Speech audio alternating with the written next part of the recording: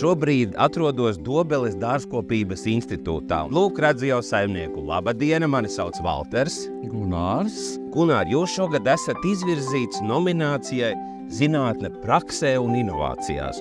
Es saprotu, ābeles, bumbieri, kaut gan bumbieri laikam iet uz otru pusi.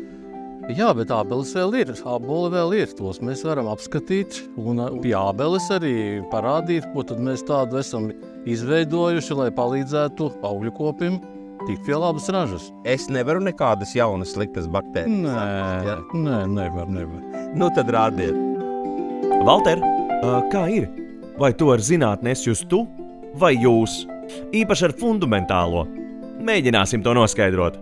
Tas, ka lauksaimnieka vistiešākais palīgs ir zinātnieks, tas nu ir skaidrs, bet zinātnisko pētījumu rezultātu ieviešana praksē prasa laiku un arī līdzekļus. Tāpēc zinātnieki savos pētījumos izmanto inovatīvas metodas un risinājumus. Gunāra Lāča pētījums, mašīnu dziļās mācīšanās un datu izraces pielietošana augu un patogēnu miedarbības izpētei ābeļu un bumbieru kraupju patosistēmas.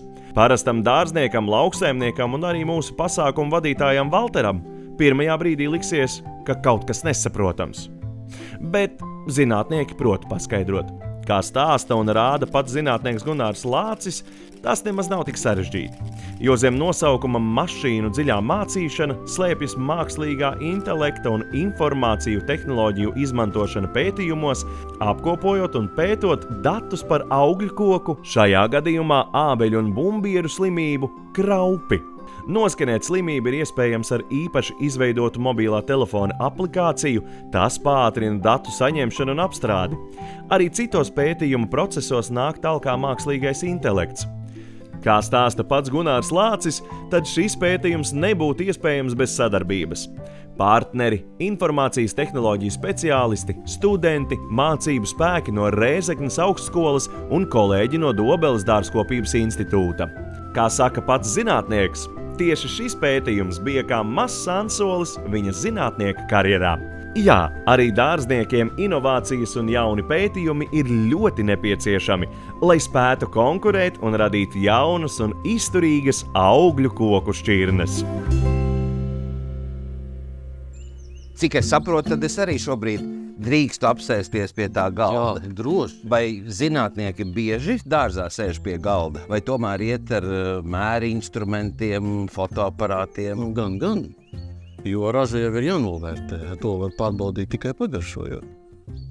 Kā jūs nonācāt līdz tam, ka šobrīd šis jūsu zinātniskais pētījums būs tieši par šo problēmu? Un kas tā ir par problēmu?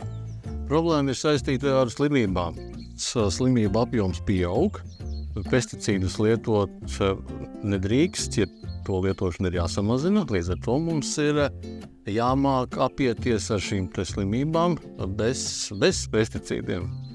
Un mūsu pētījums bija tieši šajā virzienā, lai šīs slimības atpazītu pēc iespējas ātrāk, pēc iespējas agrāk, un tās ierobežot. Jauns bija varbūt tas, kad šajā pētījumā mums izdevās apvienot kopā augu ģenētiķu, augu patologu, tie ir, kā teikt, slimību zinātāju darbus un to visu sajūt kopā ar datortehnoloģijām. Jo pētījumā tika iesaistīti arī kolēģi no Rēzeknes tehnoloģiju akadēmijas, kas nodarbojas ar mākslīgo intelektu.